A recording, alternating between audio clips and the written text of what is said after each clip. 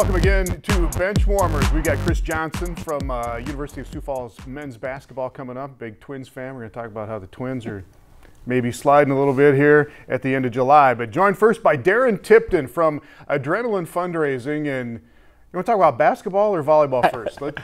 Great basketball conversations going back to your days in the mid-'90s. But there are two big volleyball events coming up. First of all, what is Adrenaline Fundraising? You've worked for them for years. What do you guys do as far as volleyball in South Dakota? Well, we're just a fundraising company that helps work with high school and college programs meet their fundraising needs, and I got my start working with all kinds of programs. We work with over 80 volleyball-specific programs in the state, and from there, we just kind of made an effort and a commitment to try and help them and help grow the sport of volleyball years ago, and it's transformed into something big. But Adrenaline Fundraising is the company that does the fundraising for all these sports teams throughout the state. All right, and your passion for volleyball is off the charts. Where did this come from? Really from helping kids and helping coaches that were really committed and loyal to me and gave me my chance. And, as we started talking with them the first couple of years, like, what do they need? A lot of them were raising money to go to camps, right, to help grow the sport, promote the sport. And I just said, hey, we'll do whatever we can. And as our relationship with the sport of volleyball grew, so did our commitment. And it's turned into what we call Adrenaline Volleyball now. We've started our own line with that and social media and just trying to promote the sport and the kids and the awesome talent and programs we have here in South Dakota. And that has led to the events you've got coming up this weekend on Sunday and Monday and Tuesday here in Sioux Falls. There's a thing called the Future 50 Elite Camp that we'll hit on here. And then SummerSlam. Let's talk about SummerSlam that'll be going on at the Pentagon in Sioux Falls coming up next week. Right, so SummerSlam is multi-state invite. We invited 22 this year of the top programs in South Dakota. It was a competition. We want to put on an elite event to try and bring in as many of the top programs in the state. And then we also invite 20 top programs from the surrounding area, Nebraska, Minnesota, North Dakota, Iowa. I think we have 6 state champions from last year and 12 or 13 teams that were in a state title game. And what we do is they battle it out the first day in pool play. And then the second day, what I really like, going back to the small school basketball conversation we were having, we make one big South Dakota bracket and we have one big out-of-state bracket. So all the South Dakota schools get to battle in like one big state tournament, I guess, if you will. Nice. And and the competition's great. And the out-of-state teams we bring in are very, very talented. It's good for our schools. Be tested against them. Last year, we're lucky Rapid City Stevens won it all and then went on to win our state championship. And I think of the 4 teams that made the South Dakota semifinals, if you will, all 4 of those teams ended up being in state championship matches in November. So in all classes, it's not just the big schools. It's Northwestern. It's everybody, right? Yeah, and we try and bring, we try and invite with the smaller. It's an invite, and so we try and invite as many of the AA schools as we can, obviously. And then with Class A, Class B, it's kind of a year-to-year basis. Teams that will hopefully be contending for a state title or be at or top of the class for this 2019 season. West Fargo, Bismarck Century coming down from North Dakota. Yeah. As you said, Nebraska. There's really good volleyball in Minnesota. Right. And in Iowa, team Dayton New Hartford, Western Christian state champs, Unity Christian, who actually beat Western Christian in our tournament, and then they flipped and they played in the state championship in Iowa. The Iowa schools are excellent. We have a team from Omaha, Miller team coming. And, it's really starting to spread. Finally, White Bear Lake finally have a team from the metro area, and the city's coming this year. Nice. So, and it's their high school teams. And so we kind of, like I said, wanted to put on an elite tournament to kind of end their postseason. Then all the South Dakota teams will go to their dead period, right? So it's the end of your off season and gives us all just a glimpse of what's to come in a couple weeks in August when we start for real. All right, it's good watching in the SummerSlam, but before you get to that, you have a Futured 50 camp, and we'll talk about some of these individuals in the Dakotas here in a minute. But what is the Future 50 camp and kind of some evaluation for some of these really good players? Yeah, so the Future 50 is something we started. We wanted to tie it all together and have a 3-day, like I said, elite volleyball event. And so we tried to invite 50, we say, of the top players. You're never going to get it perfect, right? And they do it. And so it was just something we tried to start to bring all or as many of the top players in the state together in one location at one time, and we say to let them compete with and against each other for an entire day. And just a way to show the state how much talent we have in South Dakota high school volleyball and how that continues to grow. So it's really cool when all the best from AA, A, and B, or most of the best, I should say, come together and compete with each other for a day. It's an awesome environment. Most of the best. Right. You can't get everybody. And they get a little evaluation, a little coaching, and they get something out of this too. So yeah, so we try and invite in, that's neat what we do with our coaches. We have a mix of veteran and new coaches that get to work each other. They get to network, and also it gives these athletes a chance to work with somebody different than they will during their club or during the fall. All right, when we come back, we'll talk about some of these really good individual players from around South Dakota. As you say, most of the best in the state will be around, but great players from Miller and Huron, Northwestern, Sioux Falls, Washington. Some of the individuals that you're going to be seeing this fall in high school volleyball when we come back. Benchwarmers on Midco Sports Network is presented by Avera Orthopedics.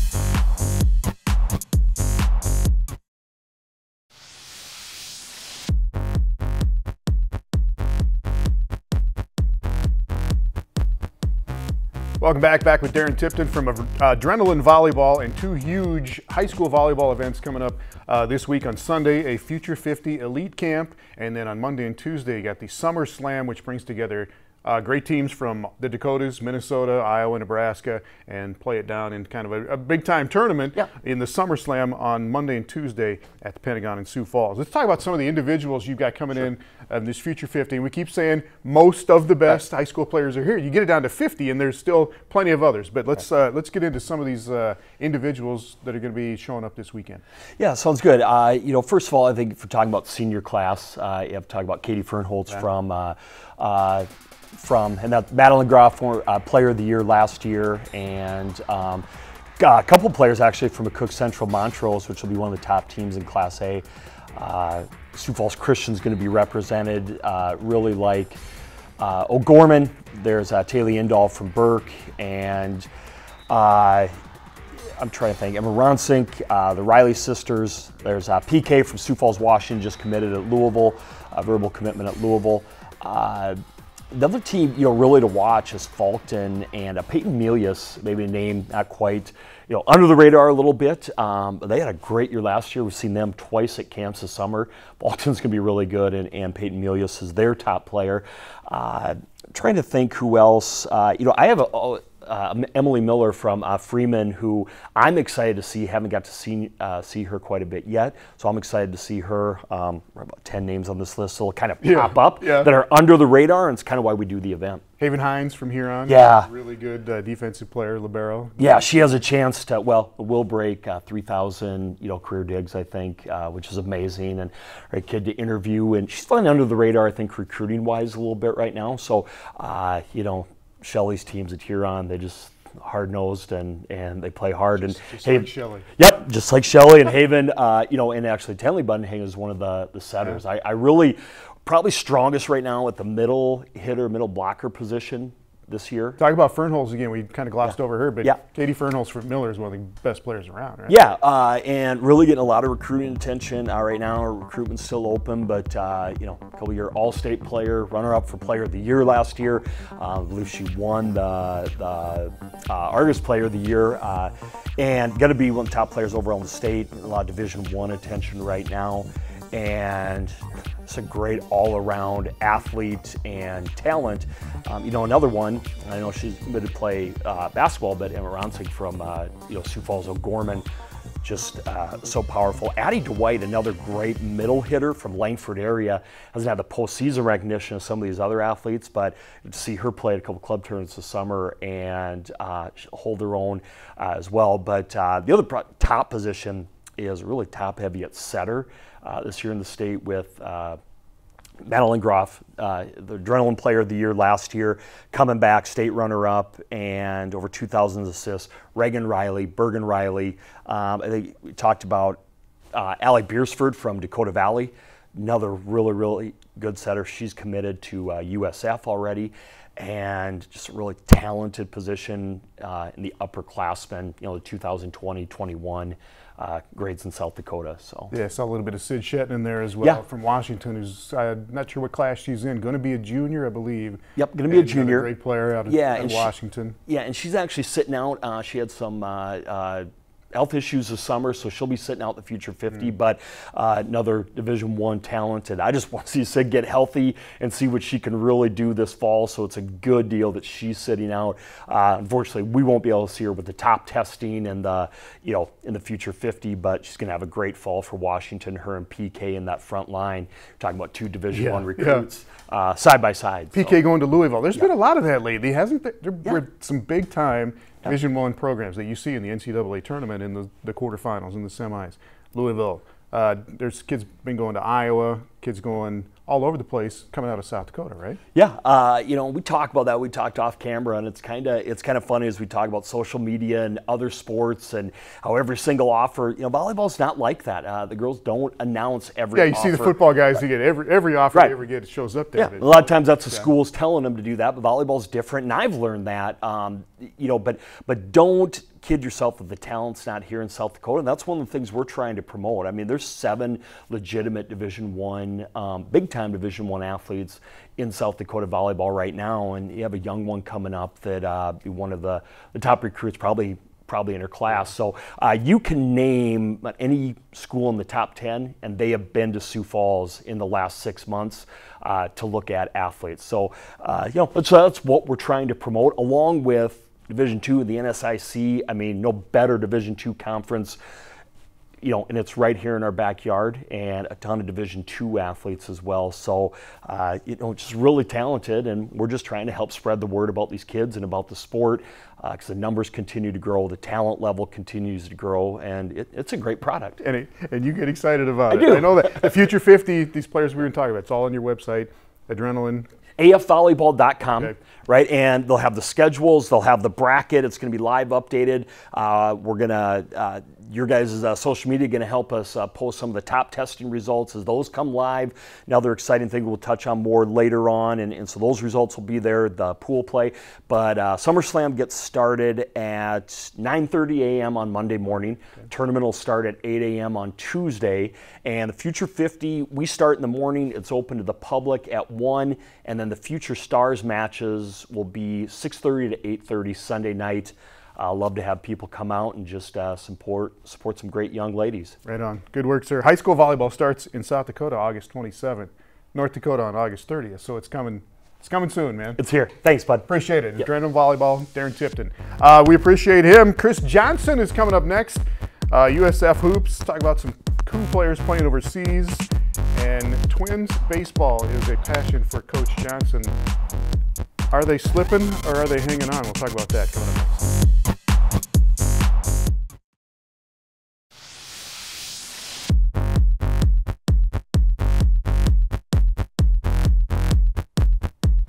Welcome back to Benchwarmers, joined now by Chris Johnson, the head men's basketball coach at the University of Sioux Falls. How are you, sir? I'm doing well. Thanks for having me. How's summer going? It's busy. It is. Let's talk about that first. Yeah.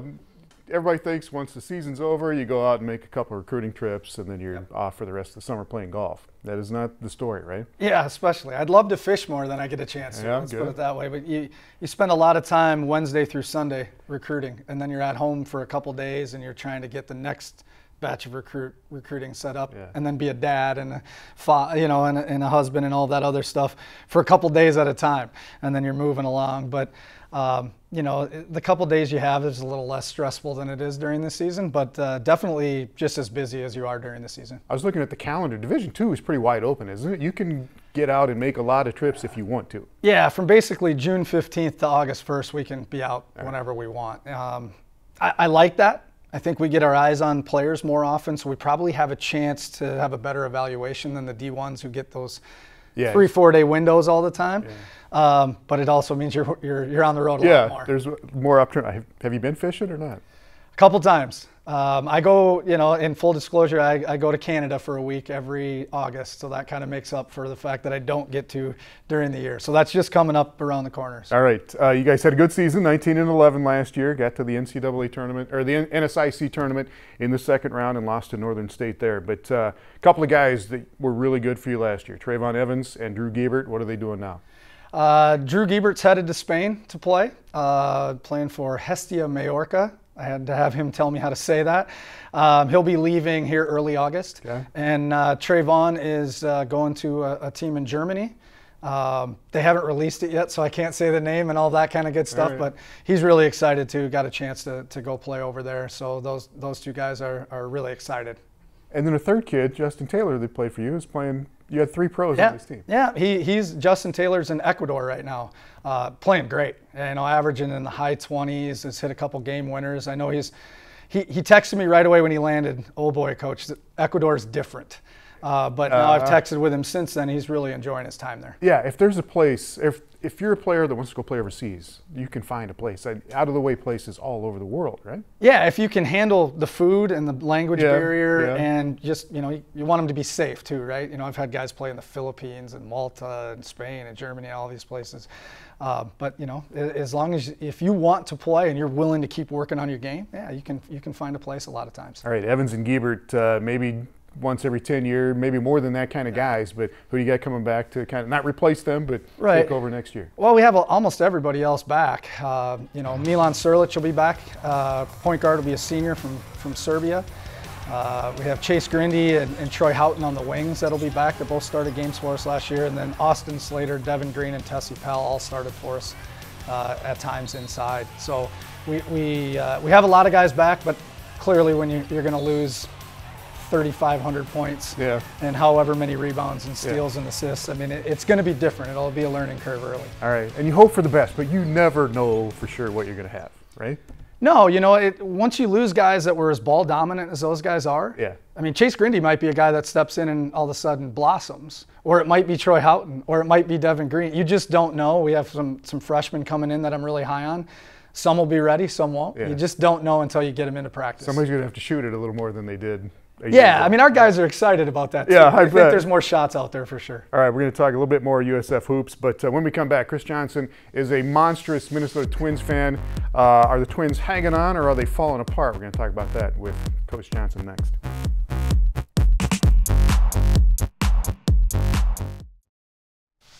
Welcome back with Chris Johnson, the head men's basketball coach at the University of Sioux Falls. Huge Minnesota Twins fan. Why? You grew up in Minneapolis? Yeah, I grew up in Bloomington basically my whole life. And so I'm a cursed Minnesota fan no matter what sport you talk about. I love them, but I know they're going to break my heart in the end. They're having a sensational season. Yeah. What's going on? They had an 11-game lead, and now it's down to 3 as we speak. So what's going on? Are they hanging on or are they falling apart right now?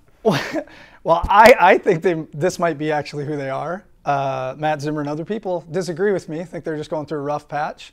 Half of Twitter agrees with that. Yeah. I don't know. It's that whole thing. If you'd have told me they had a 3-game lead right now before the season started, I would have taken it and run. But you can't walk it back once you have that 11-game lead. So it is a pretty frustrating time right now to be a Twins fan. The angst is so delicious just to see you guys go through this. It's real. Get your hopes up. They're 22 games over 500 as we're sitting here right now. So they're having a great year. They've got the 3rd best run differential in Major League Baseball, leading the league in home runs, scoring a lot of runs. Pitching has been decent, but what else do they need? Maybe one more piece right now. Well, or 3 in the bullpen. All right. I think they knew from the get-go that they didn't have enough bullpen arms. And when they were winning big, right? They were scoring 7, 8, 9 runs every night, and they were winning, and those guys weren't in any high-leverage situations. Now they're blowing a bunch of those situations. Happened twice in the Oakland series just now. And I think that because of that, you're like, what are you waiting for? You knew this was going to be a struggle. But that's what I'd like to see them do. But here's what I will admit as a Minnesota fan. If they trade prospects and those guys they bring in don't help get them over the hump and those prospects become good, everyone's going to complain about that. If they don't make a trade, that won't happen. We're going to complain about that. Right? Oh, yeah, it will. And if they do make a trade or don't make a trade, we'll all complain about that. So it's just part of being a Twins fan. They should make a move. It's just got to be the right move. So absolutely. The next 10 games after they play the Yankees here, they got the White Sox, Miami, Kansas City. 10 games that they should win 8 of. But you'd think they could get back into things here, but then they got to play Cleveland a couple more times coming up. They get to play Detroit and Kansas City like 20 of the last games here in the second half. So. Yeah, you'd think that if they get it figured out, but you also wouldn't think they'd lose 2 to the Mets at home, who are, kind of the laughing stock of the National League. So it's, you can't, the one thing with baseball, we all know, like you can't get too high or too low game to game because there's so many of them. It's not like a Vikings game. They lose a game, it's, Wednesday before everybody's over it. You kind of got to get to the next one. I don't envision the next 3 games going very well, because the Yankees have been just the nemesis for the Twins forever. So. Have you enjoyed the season thus far or not? Or can you, your I Minnesota-ness not allow you to do that? I haven't enjoyed it as much as I should. My wife has pointed that out to me. Like, can't you just enjoy the fact that they're playing great or whatever? And I said, because I know it's coming. Well, it did come. Again, this slide they're of still in the lead. They are. If they're still in the lead in a week, I'll believe that they're going to win the division. All right, when we come back, Chris Johnson and I will tell you who's going to be in the World Series and who's going to win it and who's going to win the Northern Sun Men's Championship next year as well when we come back. Benchwarmers on Midco Sports Network is presented by Avera Orthopedics.